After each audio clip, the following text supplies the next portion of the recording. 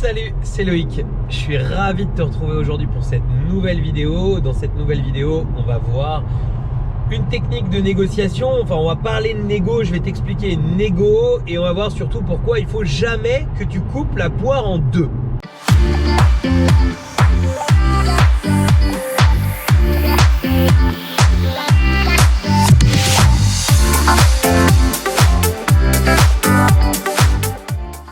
Alors juste avant de démarrer, je vais t'inviter à t'abonner à cette chaîne, à rejoindre des milliers d'investisseurs et d'entrepreneurs qui l'ont déjà fait. Pour ça, tu as juste besoin de cliquer sur le bouton s'abonner qui est apparu dans la vidéo ou bien juste en dessous de la vidéo. Et surtout, n'oublie pas la petite cloche pour être prévenu à chaque fois que je publie une nouvelle vidéo. Je t'ai mis aussi un lien vers le guide de l'investissement, ce guide PDF qui te permet de pouvoir démarrer sereinement des investissements rentables.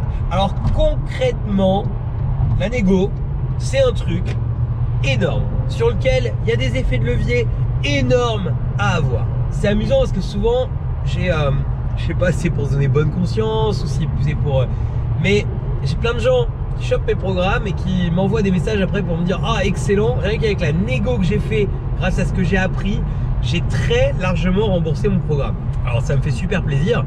Moi j'ai travaillé, ça a été mon premier job, j'ai travaillé pour une plateforme d'achat, j'étais assistant acheteur, donc je négociais pas des contrats à des millions d'euros, mais j'assistais des gens qui négociaient.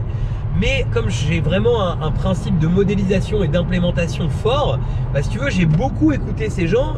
Du coup, bah, j'ai modélisé leurs techniques, tu vois, au fur et à mesure du temps. Et quand je me suis retrouvé à faire des grosses négos pour des centaines de milliers d'euros, et ben j'ai appliqué en fait des techniques. Et puis je me suis rendu compte au fur et à mesure qu'il y a des choses qui marchaient. Puis j'ai affiné et on affine toujours et voilà. Mais ce qui est difficile dans la négo, c'est que même s'il y a des techniques qui marchent, ça reste avant tout un rapport humain. Et le rapport humain, il fait qu'on a tendance à vouloir prendre des raccourcis. Et quand tu veux prendre des raccourcis, et ben c'est là où tu es mauvais.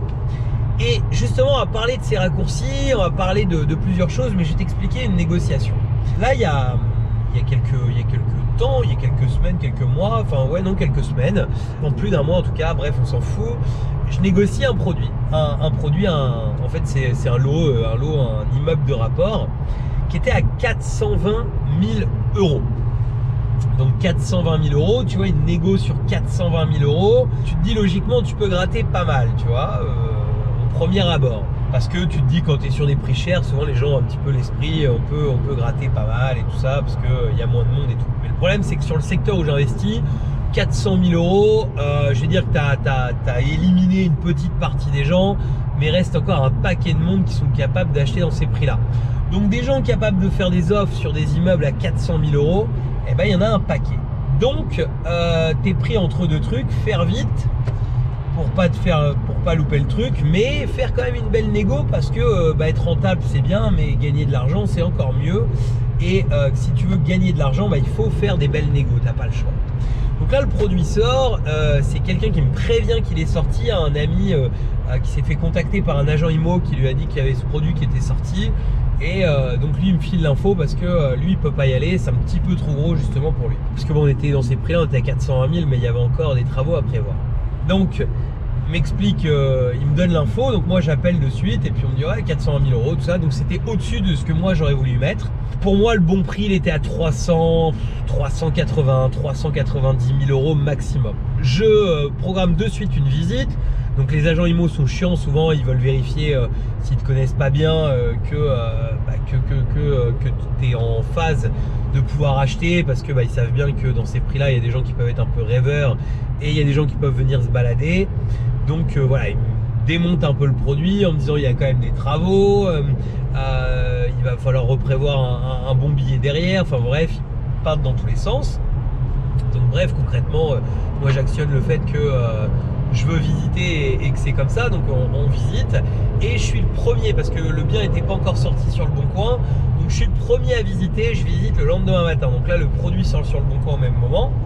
Donc ça c'est pas toujours bon, c'est bien quand tu visites et que le produit il est même pas encore sorti sur le bon coin au moment où tu fais la visite. Pourquoi? Parce que là ça va desservir un petit peu, c'est qu'il y a eu beaucoup d'appels. Mais j'ai rien lâché, tu vas voir, tu vas tout comprendre. Donc concrètement, l'agent IMO m'explique ça, et moi j'utilise une technique que j'utilise de temps en temps quand je veux être rapide, c'est bon, concrètement, dites-moi, on est entre gens intelligents, je suis investisseur, ce produit sur le principe il m'intéresse complètement, ça n'a rien de dénigrer.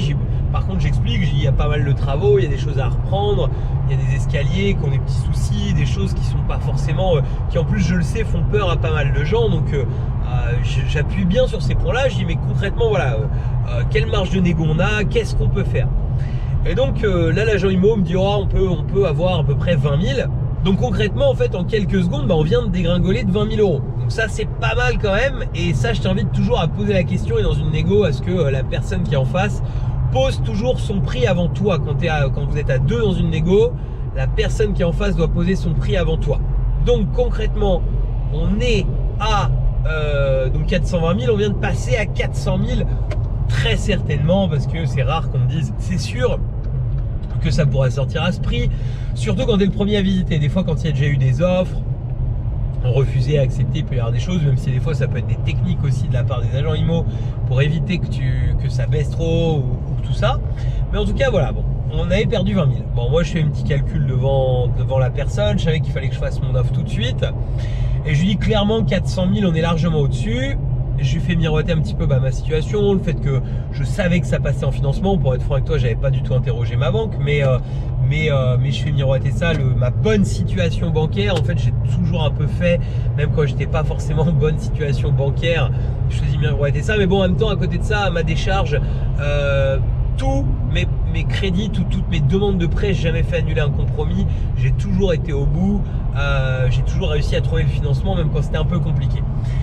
Bref, ça c'est une parenthèse, les financements c'est autre chose. Donc concrètement, voilà, moi je donne un prix, je donne 350 000 euros. Donc je tape vraiment bas, mais pour moi on était reparti de 400. Alors l'agent IMO me dit ah non mais c'est vraiment pas possible et tout, elle veut absolument pas poser l'offre. Et je sais qu'il faut que j'aille quand même assez vite, et je sais que 350 000 c'est quand même bien en dessous. Et là je lui dis concrètement voilà, 400 000 vous l'avez compris, pour moi c'est trop et tout. Si vous deviez proposer un prix, qu'est-ce que vous proposeriez? Donc là concrètement elle me dit écoutez, moi la meilleure offre que je pense qu'on peut faire c'est 380 000 euros, en dessous ça passera jamais. Donc il y a vraiment le mot jamais qui sort. Donc je dis 350, 380, on est quand même pas mal au-dessus. Moi le problème c'est que vous allez remonter mon prix derrière, donc si j'en ai plus sous le coude, on n'ira jamais au bout du dossier. Donc je peux pas me permettre de faire une offre déjà aussi haute, parce que je monterai pas à ça. Mais de toute façon, je peux pas vous donner mon dernier prix. Alors, tu vois, en fait, je joue un peu la carte de la sympathie à ce moment-là, en jouant en carte sur table sans le jouer complètement. Enfin, voilà. Donc là, en fait, la personne me dit, sinon, donnez-moi votre meilleur prix. Donc, mon meilleur prix, il était à 380, en fait. Il était au prix qu'elle m'avait donné. Donc, je lui donne 370 000 euros. Je lui dis, moi, 370 000 euros, je fais l'affaire. Par contre, je vous le dis, je ne remonterai pas d'1 euro. Je vous ai donné mon meilleur prix, j'ai joué carte sur table avec vous.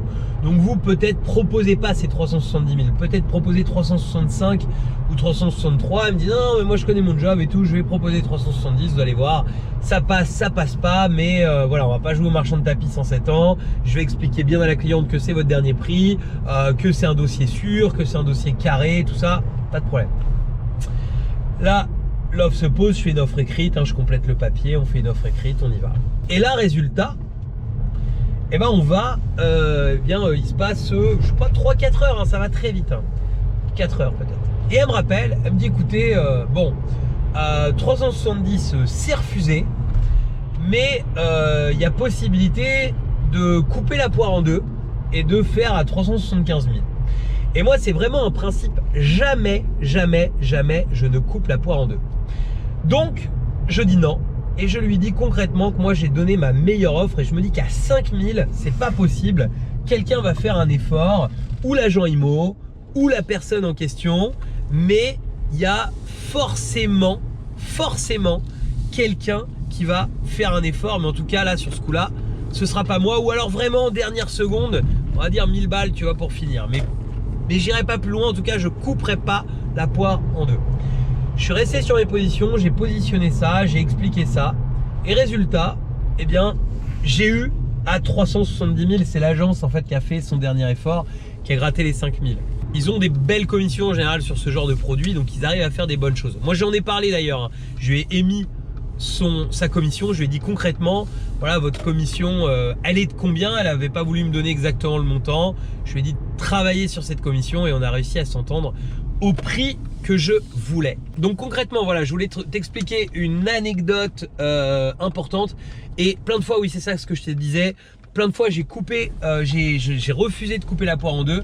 Et quand j'ai refusé de couper la poire en deux, ça a toujours été à mon avantage. Donc je t'invite vraiment à le faire.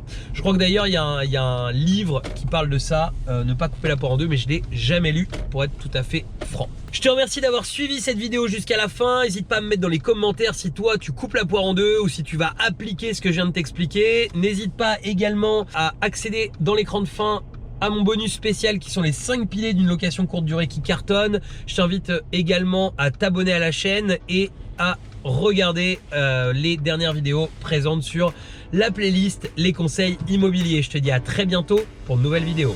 Ciao!